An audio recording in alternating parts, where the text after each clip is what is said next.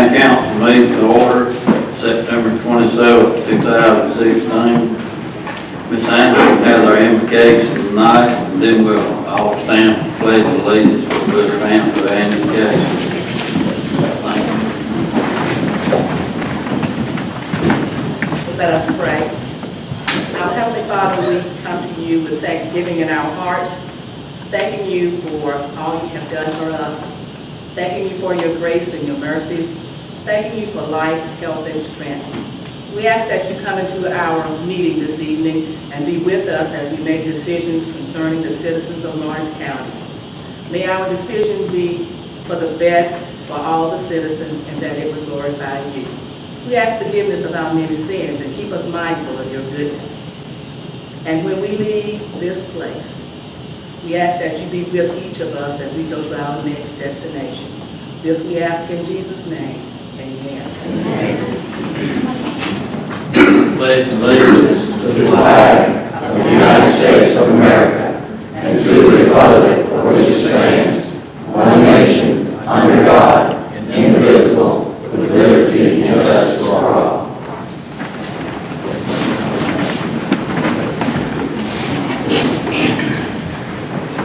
First thing tonight is approval of our agenda, and number 11, we will not have an executive session tonight. Are there any other changes to the agenda?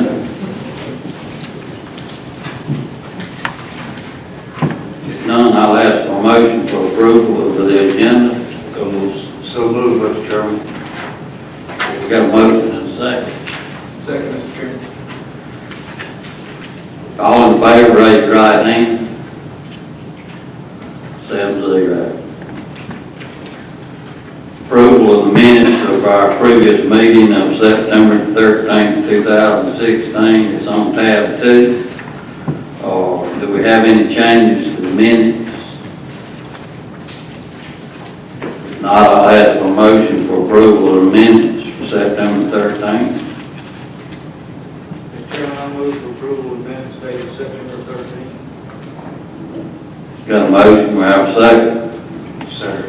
Motion and second. All in favor, raise your right hand. 7-0.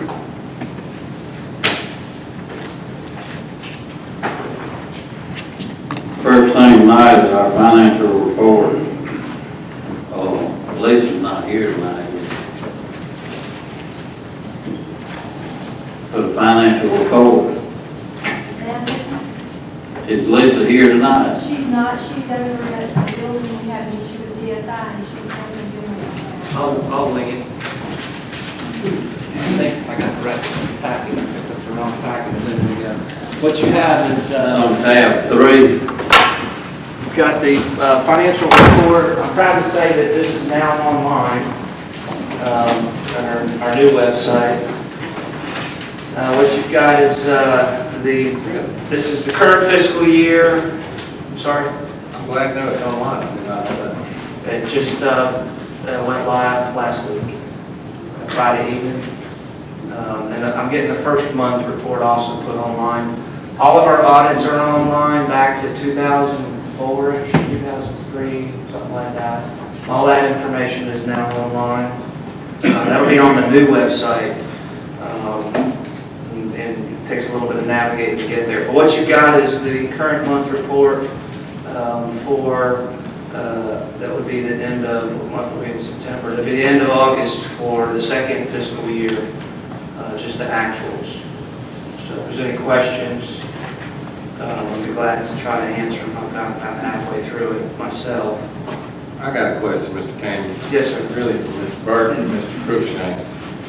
Fee and lieu, is that number set at the assessor's level? Is that correct?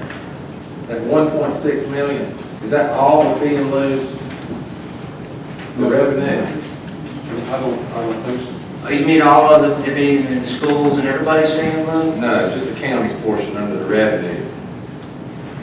That is the deal.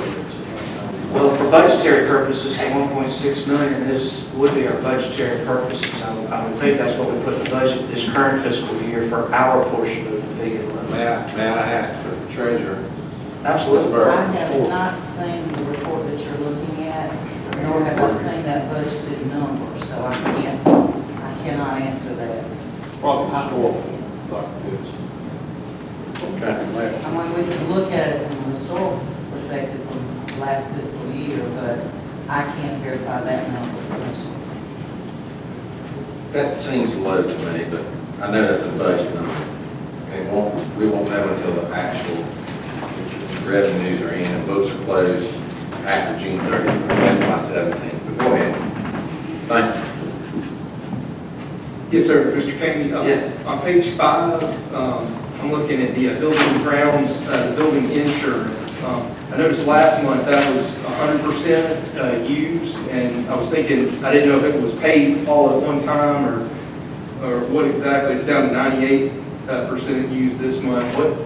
What's the fluctuation there? What's going on with that account? These are good questions, but unfortunately, I can't tell you, I don't know. But yeah, it is, that would be something that would be billed annually, that's why it would be at 100%. If I had to guess, a portion of it would have been reassigned maybe to another fund, I'm not sure. Looks like you have to just pay it once, and it's just due once, and it's paid once. Yeah, that would be my guess, it's an annual payment, but the question was, why did it decrease this month? I'm wondering if we wouldn't have got money back. I don't know. So maybe we can find out. I will venture a guess, but I may be wrong. I'll say that. The budgeted amount was 105,890, and the premium came in at 103,712, leaving that 2178 that we didn't have to spend. Gotcha. But you're saying last month was at 100%? It was, yeah, we can double check that. Well, it should be. It should be. That's just the first beginning of the year. That report she gave the last one, that was for year end. This is for July through August. That's a good point too. You have received two financial reports so far. You've received the last meeting, thank you, would have been the FY16 pre-audit numbers. That's how we did in FY16. So if you're looking at FY16 report, it should say in the front that it's an FY16. If you look at percent used, some of those percent used numbers are on the other line items. Councilman Jones, if some of those percent used numbers on that report you're looking at are in the low teens or below 10, then you are looking at FY17 first month. It's 17 first month. Okay, we'll get an answer back to you. I apologize. And just going through here, page 6, her clerk of court, it looked like they used 100% of their computer maintenance. Is that an annual contract or? I'm not doing a very good job of answering y'all's questions, so I apologize, but I can get an answer. The next question I think we can get an answer on it because Major Joe Tyson's here. So with page 7, I'm looking at the physician and medical supply for a detention center. Major Tyson, that I'm seeing about $42,277 spent this month. Is that correct? That's not for 1 month, that's for several months. The bill doesn't come in monthly, it comes for us quarterly, for instance. Okay.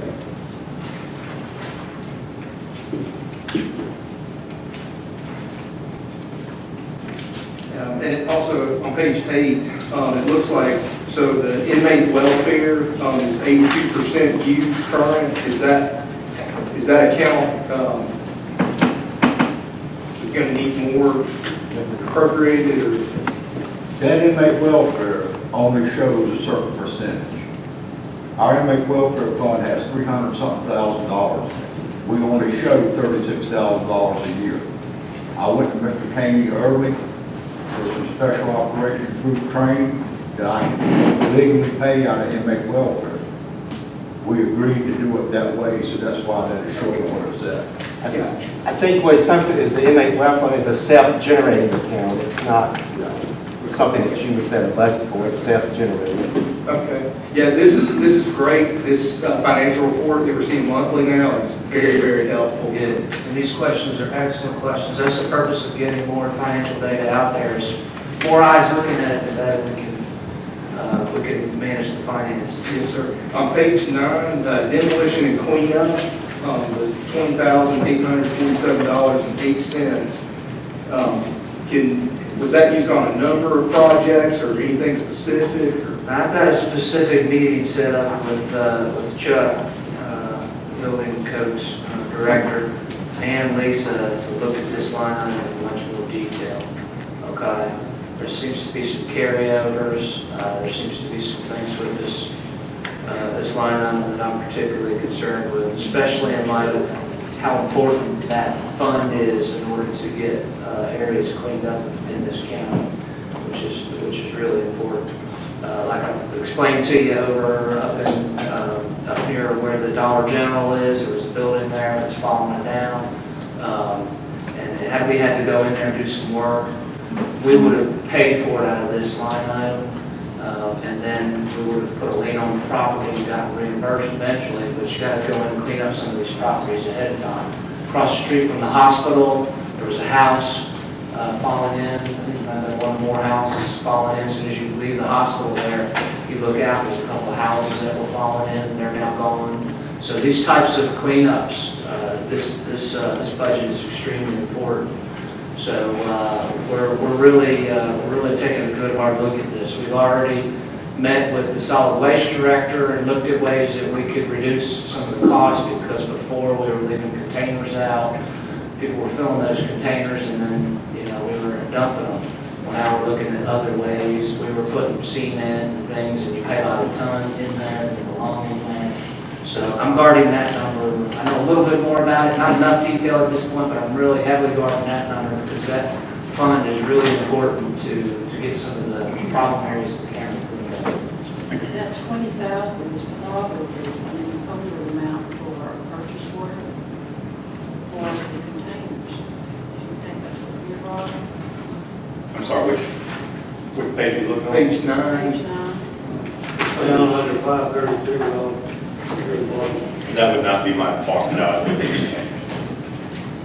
I would think that would also be part of the mobile home It is. program. It They have is. had some funds carried over several times. But I know they do home, housing and mobile homes now with that same Well, fund. $40,000 is what you budgeted. Now, there's this concept of carryovers, which I'm having a hard time understanding. Because if we're going to spend $60,000 this year because we didn't spend $20,000 last year, we're calling that carryover, but apparently we're only budgeting for $40,000. I don't like that. We need to budget for $60,000 and recognize, and already we would have gone through the budget process with council to say, hey, we only spent 20 this year, we'd like to take that 20,000 and carry it forward. But we have to budget for that in the following year for carryovers. There are some costs, I think, that were actually from the prior fiscal year. I got to dive into that further. When you look at the FY16 report, I happen to know this one a little bit better, so I can do a little bit better answering this question. When you look at the FY16 report, I didn't see any carryovers because I think we spent $58,000, if the number comes correctly to my mind, on that particular line item. We budgeted 40, we spent 58. The math is backwards. We actually spent $18,000 too much. There really isn't a carryover to this year. So all that said, I still have more research to do. I'm really interested in this number because of the importance of cleaning up the mobile homes, cleaning up the junky houses, and the problem areas that we have in the county. So I did a better job answering that one than I had so far. Do we have any more questions about the financial report? Yes, sir. Mr. Wood, if I may, this is a comment, it's really for Major Tyson. On food and provisions, we're only showing $462 expenditures through August. That can't be right, it can't. No. I think so. I mean, I haven't seen what you're looking at, but that's not right. I didn't think so. We average $6,000 a month on average for food expenditure. That's what I thought. For a department head, what we're looking at should be the entries that was made for this department. And for the departments, they need to be able to start reviewing these numbers. I've noticed that some departments haven't seen the numbers yet, although I've been told that our departments do look at their numbers pretty regularly. This is all good stuff. This is the intent, is to flush all this out, make sure that Major Tyson and now Major Tyson, the sheriff and treasurer, they can now go online just like all of y'all and the public and see these reports, take a look at them and see some things that may jump out at them, just like some of these questions y'all are seeing. There were some questions in the past, always come up at the end of the fiscal year, we can get these all over. That's a good way we're on.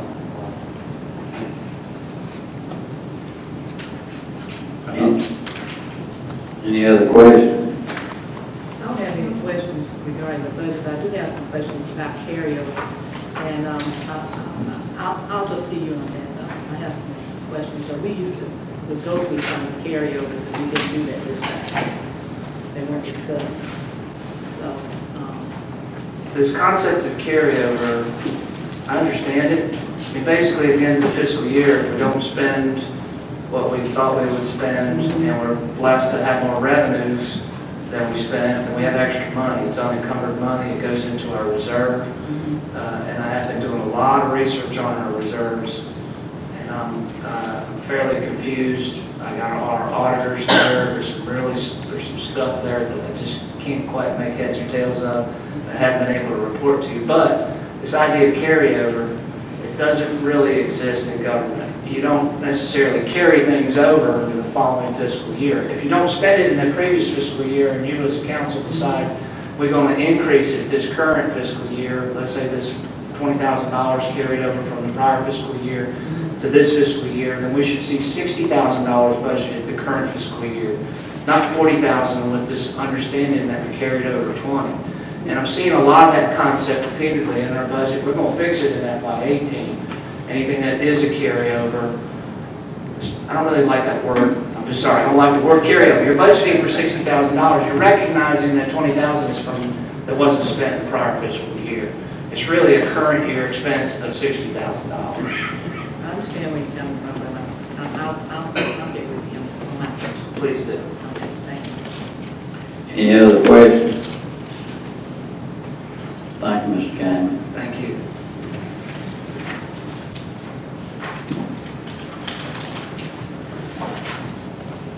Next on our agenda is Mr. Rob Rushing, overview of proposed animal control advisory panel.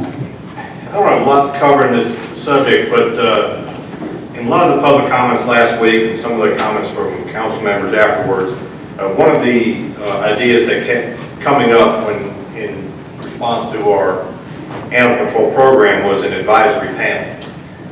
There was a lot of conversations about that, not only during that meeting, but afterwards as well. I wanted to bring it to council for y'all to discuss. You know, it's something that we are definitely open to in Public Works.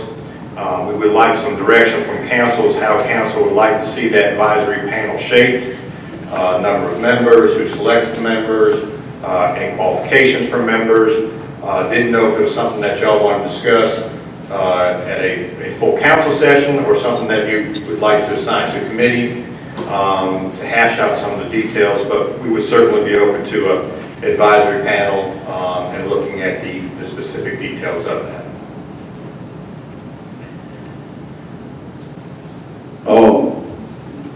Myself and Mr. Jones met with Mr. Rushing one day, and I think Mr. McDaniel met that afternoon.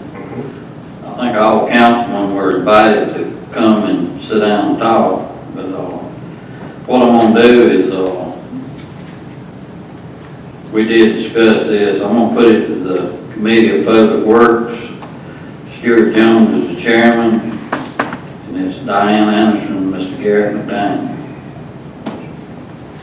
To set up a meeting and bring back a recommendation to council. I appreciate that, Chairman. Along those same lines, there was some discussion with that same committee, Public Works Committee, to discuss or review some of the subjects we have talked about previous to getting into our budget session.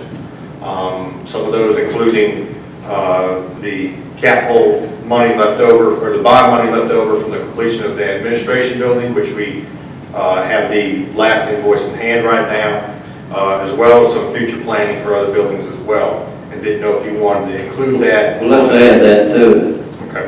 Add that to the discussion. 1 million will do for all of it.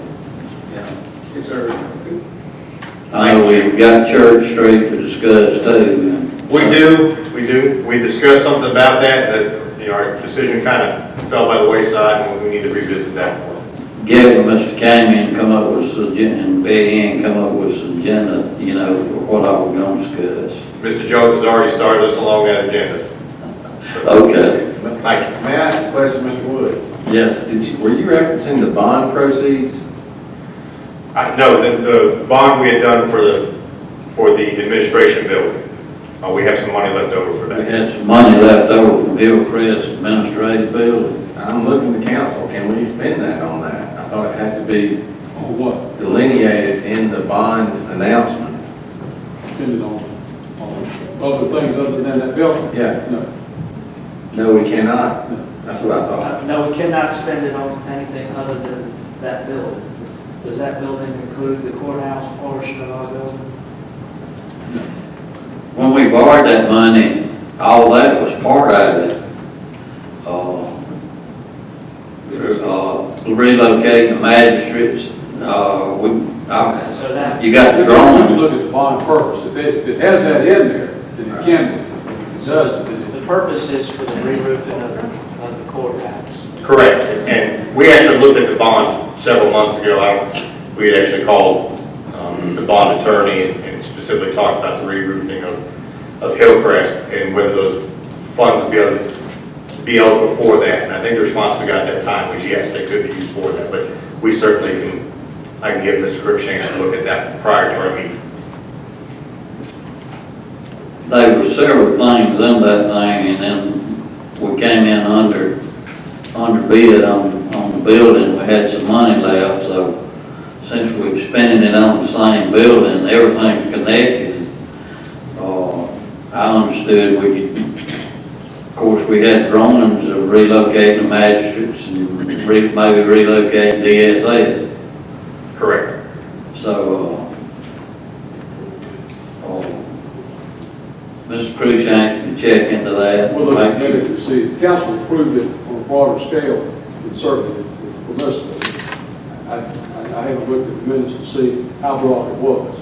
I wouldn't necessarily disagree with Theo in theory, but I would if it's not covered by what the council passed in the blind. What was said, they didn't want to, and I remember, didn't want to do it all at one time because they didn't want to interfere with the new construction and moving the magistrates at the same time. And said, what was said, when we get the building built, then we'll move the magistrates, or whatever we got to do. So the money's in there for that, I'm pretty sure. And then we came up about re-roofing the part of the courthouse over there with the other money that's left. So we go back to do a study on it. Go ahead. Thank you, Rob. Thank you, Chair.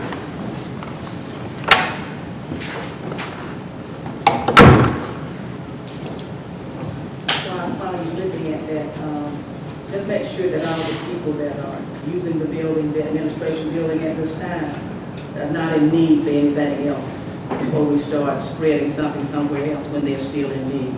Because I'm thinking probably after they've moved in, they might see some other things that might be of necessity. And I would like to make sure that they receive whatever is needed before it starts spreading somewhere else. You part of that committee, so you can bring that. Stewart's chairman, Diane Anderson, Garrett, and that. So they have some needs, make sure you address the needs. Next thing, Debbie Parker, risk management training. Thank you. Good evening. I just wanted to take a few minutes to thank the department heads and other associates who reported to training for risk management and workers' comp in Columbia on September 15th. Chad Burrell, Director of EMS, Greg Lindley, Fire Services, Nikki Coates from the Sheriff's Department, John Cammy, Administrator, myself, and Angela Leopard from the Treasurer's Office attended continuing education for risk management and workers' comp to better understand how other counties handle things and the best ways to do things. And I'd also like to mention that we're having risk management basics training on October 3rd and 4th. The city of Lawrence has graciously allowed us to use their facility for the training in their training room lower level of the SunTrust building. It's from 9 to 4 on October 3rd and 9 to 1 on October 4th. It's the basics for department heads and their next in command. I think we have 37 people from Lawrence County attending from our departments, and 4 from the Association of Counties and 2 from outlying counties thus far. So we look to be able to better understand risk management, move towards getting our workers' comp down, and to just make good use of the resources that we have through the association. So we have canceled. No, ma'am, they're coming here. The association, John Hervey, John Henderson, Robert Collins, and Robert Benfield. I don't think it's in the webcast. Yes, ma'am, they do. Thank you. Thank you. Thank you, David. I get out of the way, I don't want to get in the way of your recognition. Let me just do my little Hey. report and I'll go sit down if I You want to go ahead and? Yeah, if you don't mind. Yeah, I'll be I'm fine. in the way there. You're going to mention something about the health department funds we received, right, Mr. Chairman? Do what? The money that we received at the Tumbling Shoals event, you're going to mention a recognition, thanks for the delegation on that one, right? Go ahead. You talking about the 100,000? Yes, sir, I thought you were going to maybe announce that later. I just want to make sure we do recognize. I was just gonna mention in county comments, but you go ahead and. That's okay, I just want to make sure it was recognized. A couple of quick announcements. The October meeting of the Lawrence County Airport Commission is scheduled for Monday, October 3rd at 7 p.m. That's at the Lawrence County Airport. Also, the city of Lawrence sent out a notice about some good press coverage they received, that they're one of the 10 safest and most peaceful places to live in South Carolina. I thought that was really nice to see. Some of the meetings and events real quickly that I've been involved with. We did have a meeting to look at our benefits program. We have some outstanding benefits. I know we've talked and we still have a lot of work to do analyzing our pay situation. I know it's an issue that's been going on for several decades of our pay and making sure our compensation is good. But we've got some pretty outstanding benefits, and open enrollment is next month, starting next week for county employees. But within the next 12 months, by the next time we have open enrollment, we're going to hopefully have a good program set up here in Lawrence County to better explain to the employees all of the great benefits, the disability insurance, the life insurance, even the retirement benefits that this county offers to the employees. These are pretty impressive benefits, and that's something that we're going to be working on the next 12 months. I did attend the biannual summit. I guess that means every 2 years for the 10 at the top, and made some good discussions with some folks there. There was a lot of folks from several of the upstate counties, the 10 upstate counties. Had continuing discussions with bond attorney on strategic planning for, I mentioned this at our last meeting, on long-range financial plans for things like bonding of future costs for very costly things that we end up bonding, such as our bridges and some of the things that we're going to look at. I know I spoke with Councilman Jones about the fact that we really need to take a good hard look at our buildings, things like roofs and HVAC systems, and really plan ahead for when these things need to be replaced. It's going to take several years for us to get a good capital plan in place. We just went to the annex today and looked at some of the conditions at the courthouse annex where the sheriff's office is. They're going to be running out of space at some point. We know there's some issues with the EMS. all these kinds of issues, at some point, we need to stop reacting on these kinds of things and really start planning ahead. And so part of that, obviously, is how we're going to pay for it without increasing taxpayers' costs and their bills and stuff. So we're going to continue that financial planning. As Debbie just mentioned, we did have our risk management meeting down in Columbia, and we have a lot of good room for improvement in our risk management program, in our workman's comp.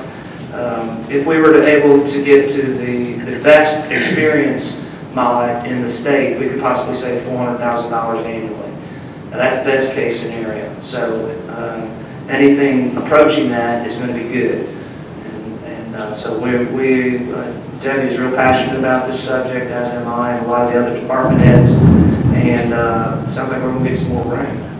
That's a good thing. So risk management, you're going to hear a lot more about risk management. We are holding that meeting here October 3rd and 4th with the department heads. We're going to strategize on ways to look at improving our insurance programs. We held an ordinance meeting with a lot of the internal folks, and I plan to, when we present the final current ordinance that we're working on with the Planning Commission on the mobile home ordinance, I intend to thank the departments, but we reached out to all the departments to get them to give input into this first ordinance that we're working on, which is the single mobile home ordinance. I also hope that we can also reach out to some of the public that's being regulated development. I hope we can bring in some developers, have them take a look at the ordinance, give us some input from their perspective. These are the folks that are going to live with these ordinances we develop. But we had several real good meetings. The treasurer, I know, was there, several other folks that were there on this ordinance. Again, a team approach, getting everybody's input. There's a lot of different things that we didn't think about that the tax assessor's office is dealing with, or the treasurer's office is dealing with, in addition to things that Public Works is dealing with and building codes. Getting all of us at the table, we're gonna produce some really good ordinances. And then the Planning Commission met last week and started working through the mobile home ordinance. Spent several hours working on that ordinance. And there's a little bit more work for them to do with that ordinance. Once they wrap it up, it'll come back before this council for final work through on the third reading, 3 readings of the public hearing. I went down to visit with the Lawrence County Disability and Special Needs Board out by the Public Works Complex, the Bond Sinclair Day Center, Evergreen Campus. I think people call it Evergreen Skills Facility. Pretty impressive what they do with the type of clients that they serve there. I was really impressed with meeting with those folks and seeing what they're up to. I was also present at a meeting in Greer with a bunch of upstate leaders. There's some initiatives moving forward on regional goals for the next 20 years, and I want to make sure that Lawrence County is plugged into the regional goals of the upstate. So I was glad that we were plugged into that. There's actually 3 representatives from Lawrence County at that meeting, and 2 in addition to myself. So when these plans start to develop and resources start flowing in as a result of some of these plans, we want to make sure that this county is plugged into those resources and the plans for the future. So I was proud to be a part of that meeting. I did have a chance also to meet with the Lawrence CPW, introduce myself to the CPW Commission.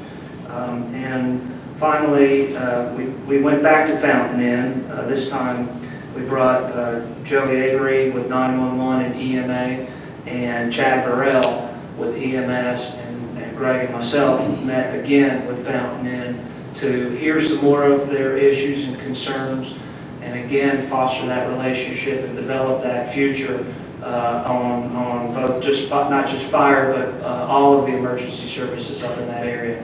There's a lot of industry up in that area, and it's really important that we work with the team players at Fountain Inn to work on developing a strong relationship on many things, but this was in relation to emergency services. And that's all I have this evening. Thank you. Thank you, Mr. Campbell. Next, I recognize Mr. Joe Tyson, Mr. Ricky Chastain. I'm not Major Tyson, but I'm here to introduce him a little bit and about the jail as well. Mr. Chairman, members of the council, I do appreciate all that y'all do for the detention center, for the sheriff's office as a whole. It's with your vision and your willingness to build the facility that we need, that we've got something that we can brag about here in Lawrence County. Not only the facility as far as what it is and the funding to create what we do have, but the staff there, the people there is very important, and they're very valuable to this county, and they represent you, the sheriff's office, and the entire Lawrence County very well. So I'm not going to steal Major Tyson's thunder, but I do want to introduce him and bring him up because he has done a wonderful job, and as you know as well as I do, he's very informative to let you know what's going on and stuff, and we do appreciate that, and I know you do as well. And thanks to his leadership at the detention center, we've got a great presentation that represents us, the state, South Carolina very well. I'm going to let Major Tyson come up and introduce Sergeant Weeks to you. Also, we do have several of our other members here at the detention center and at the sheriff's office, and we're very pleased to have them here and encourage them to continue to be a part of this process to make Lawrence County great.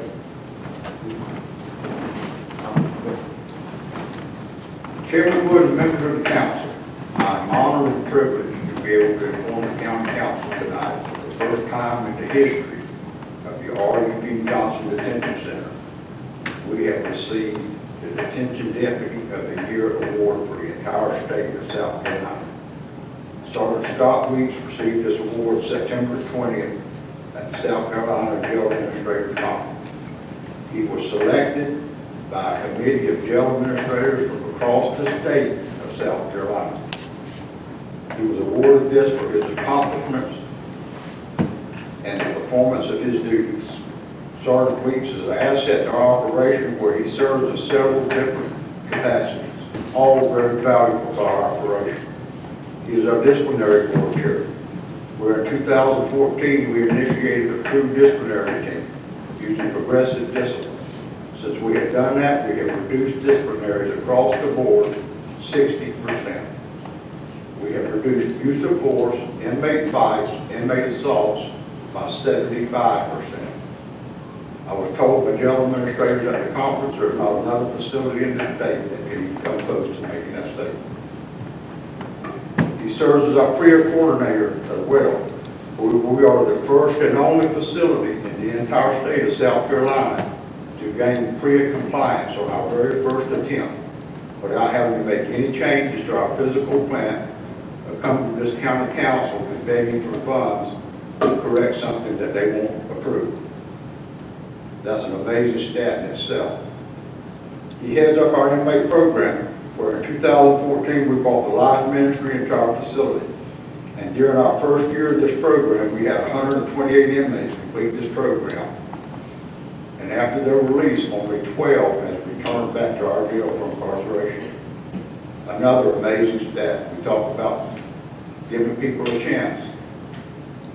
It works. He is also a certified GED instructor. Sergeant Weeks has formed a partnership with Lawrence County Adult Education, where, as you know, we have had one GED graduation so far. We currently have 15 inmates in our GED program, 5 currently in the final testing stage of obtaining their GED. Sergeant Weeks excels in our commitment to staff and inmate communication and interaction. He has earned the respect and admiration of our entire team at our facility. We currently have 16 deputies with college degrees working within our facility at the detention center. There's not another detention facility in our immediate area, larger or smaller, that can make that claim. Sergeant Weeks is a strong proponent of education for staff as well as inmates. While we are all aware of the work under the direction of our sheriff, we'd like to thank Sheriff Chastain for having given us the chance to make a difference within our operation. We would also like to thank the members of this county council for having given us the ability to put staff in place to make a major difference within our operation. Without y'all's support, we never could have done that. And I know that many times I have addressed this county council and told about the praise we received from the National Institute of Corrections, American Jail Association, SCDC, South Carolina Criminal Justice Academy. But the biggest praise we have received is seeing inmates get out of jail and changing their life and becoming productive members of our society. And we can give you a list of these people. Our volunteer chaplain, Pastor Wayne Jones, is present tonight. He plays a very big part in this. And another big reward we have gotten is people within our county who we truly work and serve has praised our operation. Thank you very much. And this is Sergeant Scott Weeks, Detention Officer of the Year.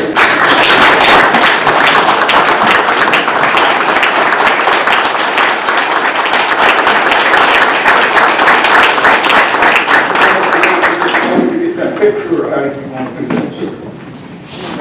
We want to get a picture with Mr. Collins, Vice Chairman, and Mr. Woods, Chairman. We'd like to get a picture of all the county council. But at the very least, we can get those two. So I want to put it in my office. Anybody else want to do that?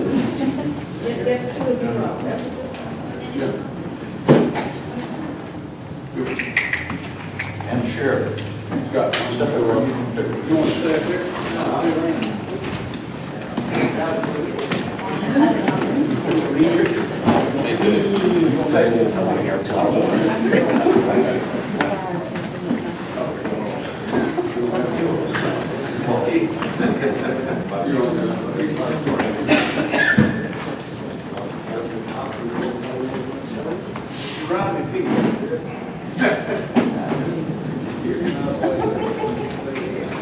Step over, Jones.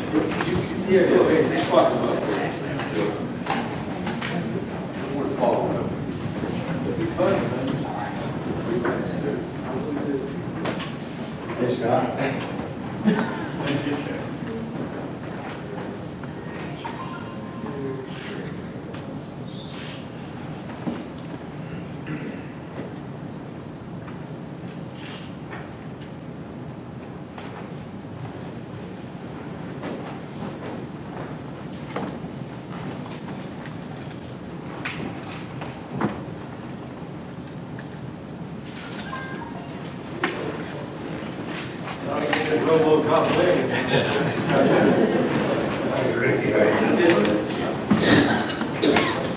I'd like to say thanks to Mr. Scott Weeks, he does my district.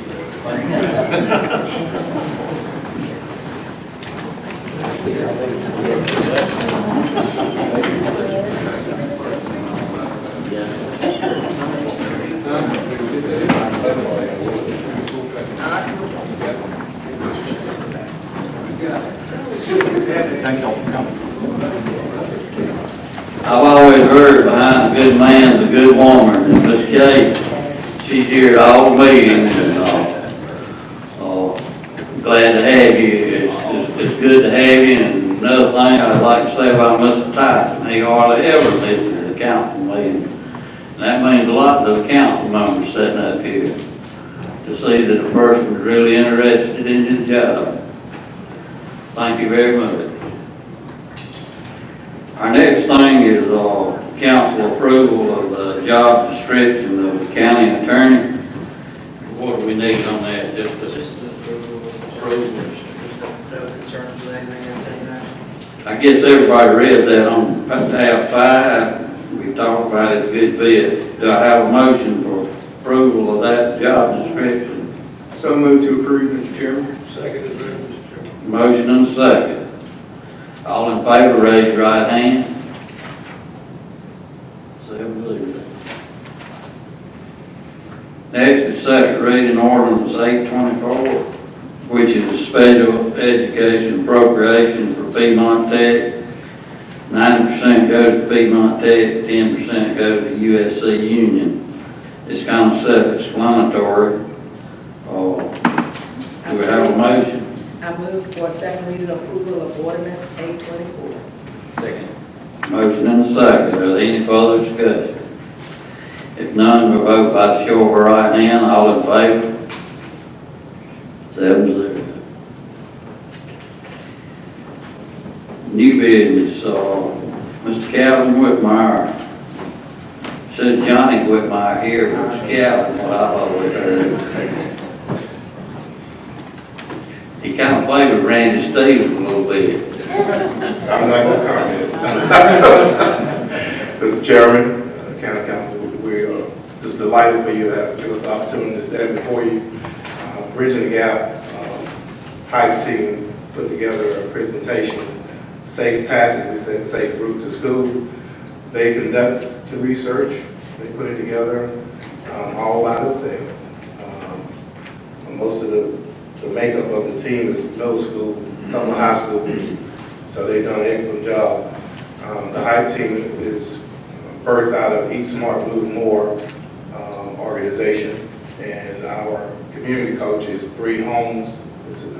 She's with the YMCA, and I am the adult advisor, one of the three. So what we try to do is try to admonish these kids to become advocate for communities. They've been involved in charity events, turkey trot's for hemophilia.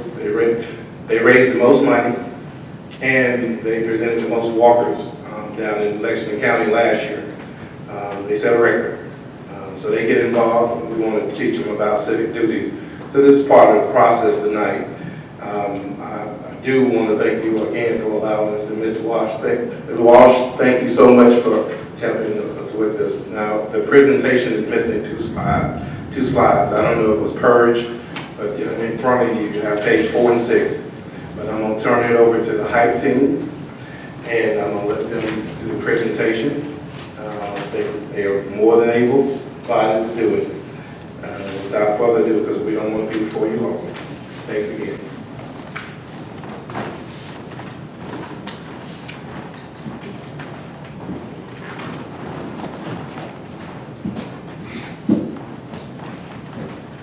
Hello, I'm Brenda Bennett, and I'm here with Mr. Whitmire. Pull your mic down just a little bit. Sorry. Pull your mic down just a little bit. Hello, I'm Brenda Bennett, and I'm here with Mr. Calvin Whitmire with Bridging the Gap. You're probably wondering why a bunch of teenagers with purple shirts are sitting in front of you. Well, today I'm here to talk about safe routes to school. Do you care about kids' safety?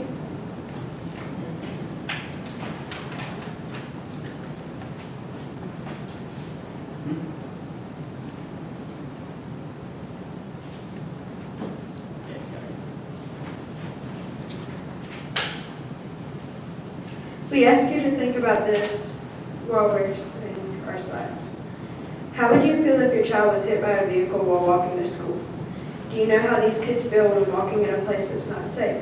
How do their parents feel? Shouldn't we act before accidents happen? Thousands of adolescents die or are severely injured every year. Road crashes are the second leading cause of death among ages 5 to 14. Unless action is taken, road traffic injuries are predicted to become more of a problem. Tons of buses going to school every day go on this road. Since texting is already a problem, walkers might be looking at their phones and they wouldn't have a path to follow. What if something unsafe is hidden in the grass? How would you feel if your kids stepped on something? Do they see these things while walking to school? I ask you to look at page 4, please. Signs, crossing guards, stoplights, police, sidewalks, and nightlights. Do they see any of these?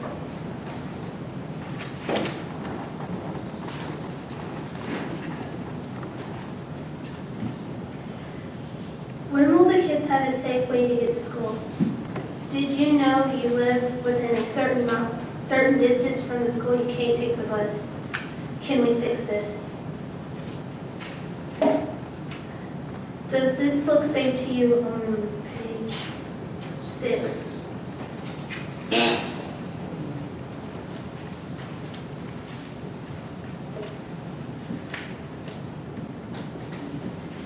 Do you see these things in our community? Crossing guards, stoplights, and walking traffic lights, and sidewalks.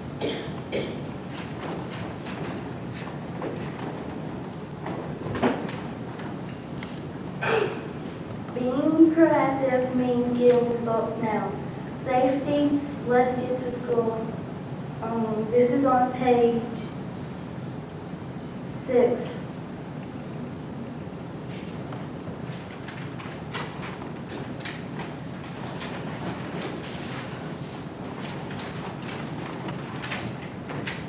paved the way to safety. Credits to Edison Stockman, Brenda Bennett, Ariana Ash, Asia Cunningham, Jasmine Lewis, Logan Esporting, Mr. McMurray, and Lynn McGath.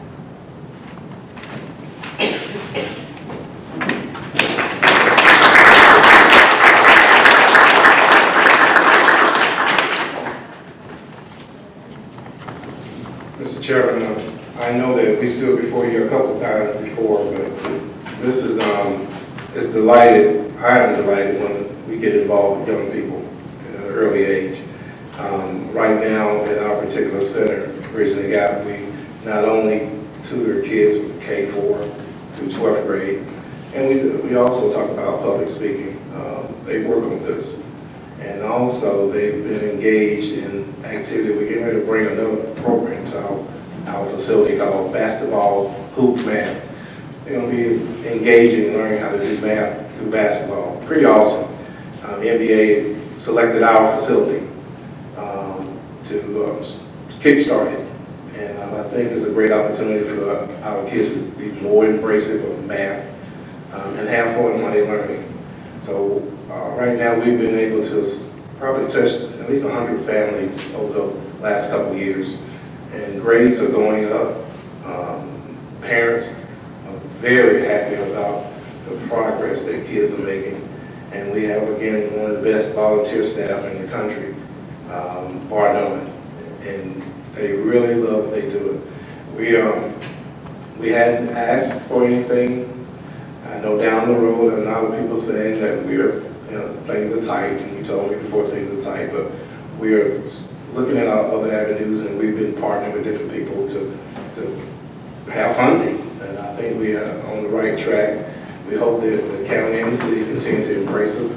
And the reason we did this presentation, because they walked the trail from Bridging the Gap to Sanders, and they've seen that all the dangerous things that could happen, no lights, no traffic lights, crossing a major road, which is West Folly, and we need to do something about it. So they wanted to go through the process. We appreciate you allowing them to come here today to actually be exposed to how the process works here, and so they can be more civic-minded in their duties, okay? Again, we want to thank you for your time, and again, we hope to be before you again real soon. Thanks again. Thank you, Kevin. And I'd like to thank all the participants tonight. We always enjoy seeing young people come in here and tell us what we're doing wrong.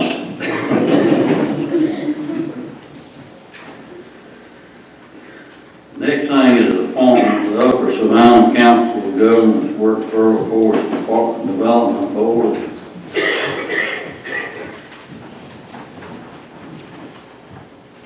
That's on tab 8. Tab 8.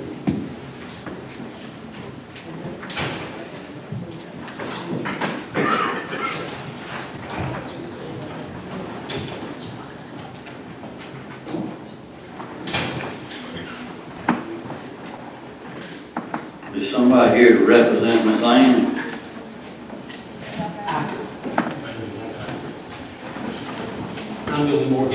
I'm Billy Morgan from the Savannah Council of Governments, and we have selected Julie Bagwell. She works at CCL, used to be Avery Dennison, and that's who we're recommending for the board.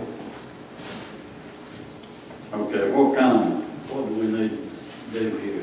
We need to vote on, I move that we accept the name of Julia Bagwell as our representative on the Upper Savannah Workforce Development Board. Got a motion, we have a second. Second, Mr. Chair. Are there any further questions? Not, we'll vote by show of right hand, all in favor? 7-0. You can stay up here, I think you next too, a briefing Upper Savannah Council of Governments Workforce Development Strategic Plan. Yes, and I brought a copy of the plan with me. I think Ann had emailed it out as well for you all to read, and I brought a copy tonight. We got a copy inside the package here. And we just need you all to approve that and for you to sign it. Okay. So that's all we need to do on that? Yeah. Okay. Signature, that's it. All right, thank you. Next is an appointment, and I recognize Mr. Stuart Jones, appointment to the Planning Commission. Yes, sir, Mr. Chairman, I ask that council approve Mr. David Nelson for appointment on the Lawrence County Planning Commission. I believe he'll be an asset to that commission and very proactive. He'll be able to help the planning committee and Lawrence County as a whole. Okay, that's the motion, right? Yes, sir. All right, we have a second. Second. Motion and a second. Any further questions? We vote by the show of right hand, all in favor? Okay, you got your first. I'd have to say I've known Mr. Wheeler Nelson for a long time, and he's a fine person. That's what I've always called him, Wheeler. One other thing is our council meeting is, the next council meeting is November the 8th. That's election day. I need to get some comments from council on what we want to do about a council meeting for the first and second Tuesday in November. Do y'all want to move it to Wednesday? I vote we do not meet. Mr. Cruikshank's got a public hearing that's got to be done at that meeting. So if a person can't come, as long as we got a quorum, I guess we can have a meeting on Wednesday. Does anyone else have any objections to we meeting on Wednesday? That'll be the day after election. What difficulty do we have with that Tuesday? They don't have to be up here, right? Yeah, they'll be up here. Set up until after 7 o'clock. We can't be finished before then? They've got to get the room prep. Press will be in here. Mr. Chairman, if we move the meeting to the office across town. Well, I'm open to suggestions. We've got the new facility in that one room. We could accommodate us all. That'll be up to whether Mr. Cruikshanks is advertised, where he's The advertised. location is fine, if you place. Okay. It's just the date is important. Is that agreeable with everyone? We'll have it Tuesday just like we always do. We'll have our meeting at Hillcrest Square. In the conference room at Hillcrest Square. November 8th. Thank you, Mr. That's pleasing to everybody. It's November the 8th. Second Tuesday. Day of the election. bet I'll be the one standing on top of the steps with the stupid Tuesday. That's Dave Trump gonna be our next president.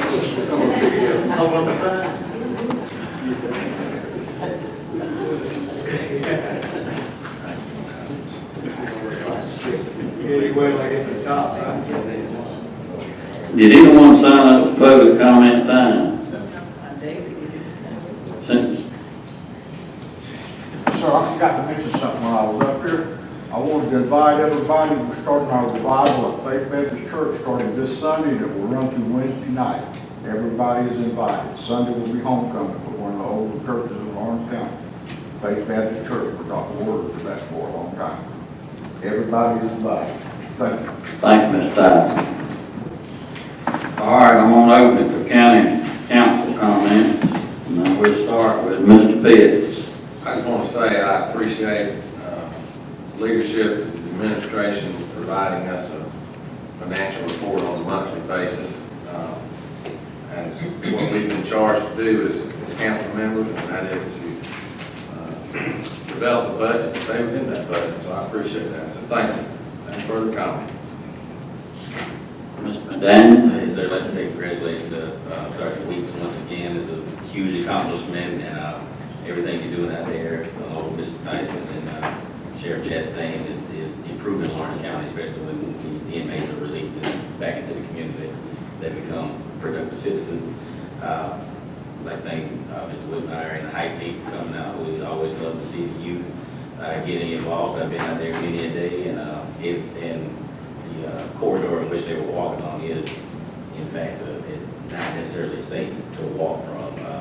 We did a trash cleanup out there in that community, and it was even, we had to wear the yellow vest just to make sure that we were safe. So, like I said, we appreciate y'all being active. That's it. Ms. Anderson? I just did what Mr. McDaniel said, but I really thought Mr. Weeks had been here longer than 3 years, so I kept saying. But He worked in the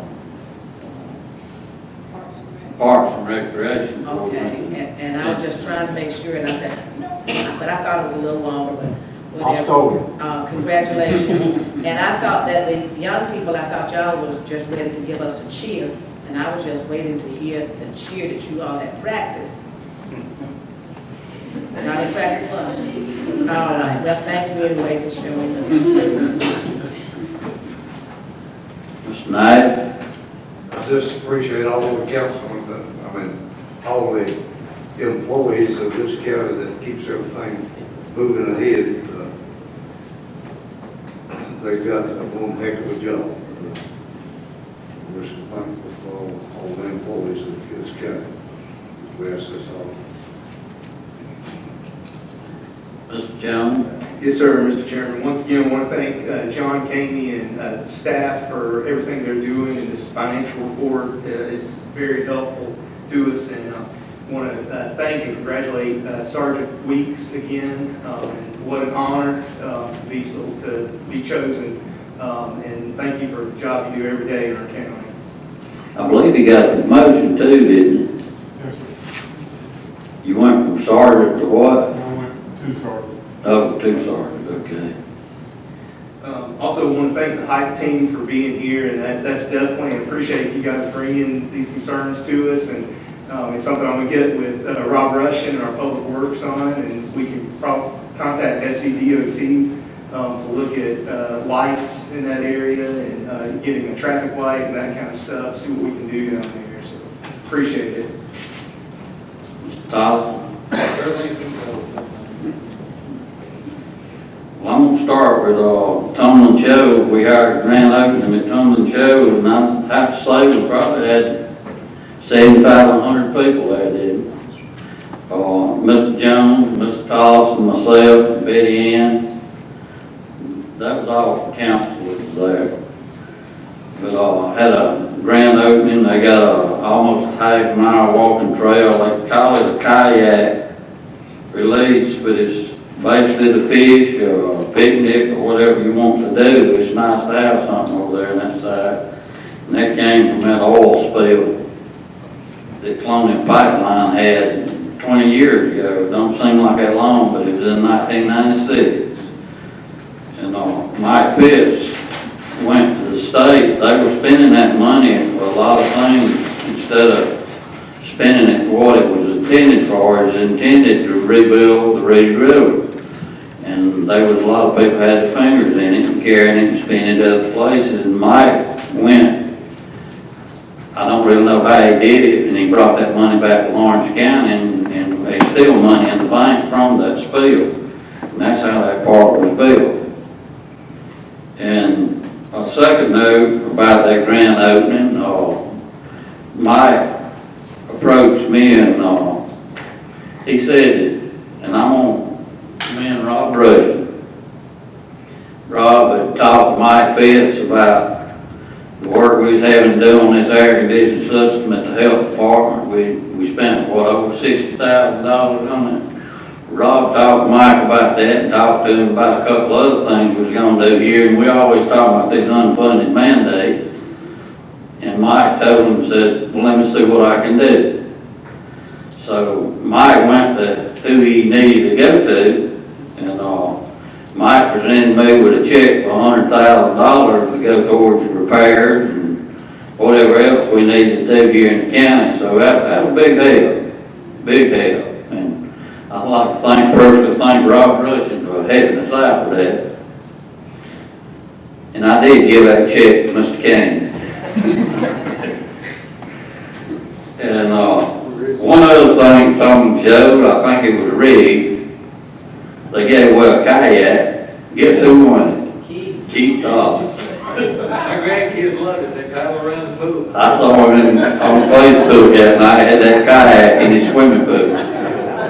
He said he couldn't do no more with his leg being torn out. Another thing, Mr. Jones and myself, we attended the Hall of Heroes on that same evening of the grand opening of the park. And there was a good crowd there, but it kind of disappointed me, the crowd that was there. That's something that's put on every year to recognize the veterans. But the crowd was way off to what it usually is. I don't know why. But I appreciate Mr. Kerry Vogt and his staff putting that on every year. But that's all I got. Is anybody else on council got anything? If not, we stand adjourned.